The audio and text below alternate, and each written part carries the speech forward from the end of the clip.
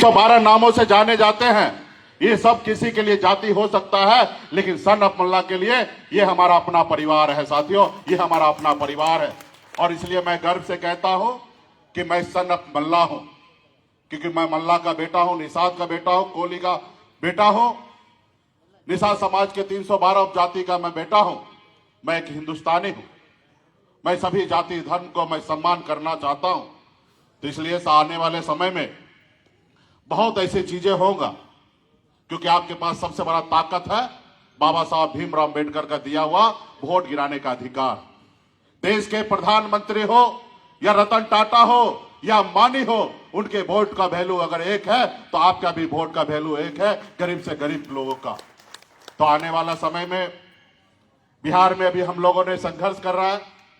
हमने बिहार में 4 विधायक, हमने 18 में हमने पार्टी लॉन्च किया, 2020 में मात्र 2 साल में बिहार में मैं 4 विधायक बना के मंत्री बना, और 4 विधायक मेरा सरकार का चाबी था। अगर 4 विधायक का समर्थन मैं दूसरे पक्ष में अगर करता तो दूसरे पक्ष का लोग सीएम बन जाता। मेरे ताकत में वो ताकत था, चाबी में पावर था कि मैं सीएम बदल सकता था, लेकिन मैं ईमानदारी से मैं काम कर रहा था। लेकिन अगला को लगा कि एक मुंबई से आकर तेज तरार युवा है, इनको रोको नहीं तो ये आने वाले समय में मुख्यमंत्री बन जाएगा।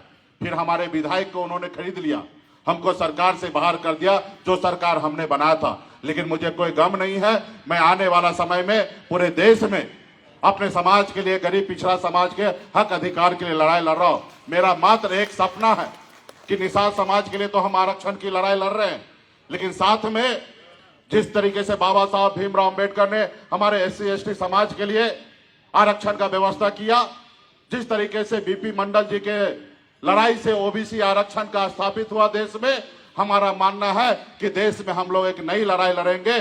जिनकी जितनी संख्या होगा उनको उतनी भागीदारी दिया जाएगा। हम इस विचार के साथ हैं।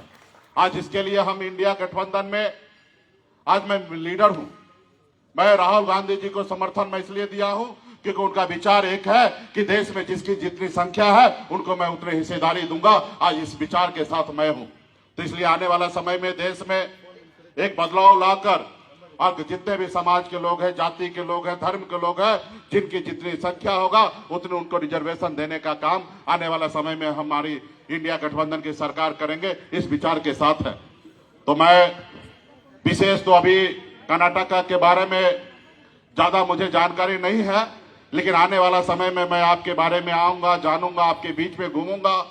अभी मैं उत्तर प्रदेश में ज्यादा समय दे रहा हूं, वहां पे पार्टी को खड़ा कर रहा हूं, और आने वाला समय में यूपी इलेक्शन के बाद मैं आपके राज्य में मैं आऊंगा और मैक्सिमम समय आपके राज्य में मैं दूंगा, और एक संकल्प यात्रा निकालकर पूरे अपने समाज जहां पे भी है उनके बीच में मैं पहुंचने का काम करूंगा, और संकल्प लूंगा कि आने वाला समय में अपनी सरकार, अपनी सत्ता, अपने पावर अपने पास आएंगे, तब जाके गरीब पिछड़ा समाज का अधिकार मिलेगा। ऐसे संकल्प आने वाले समय में मैं लेने के लिए आऊंगा।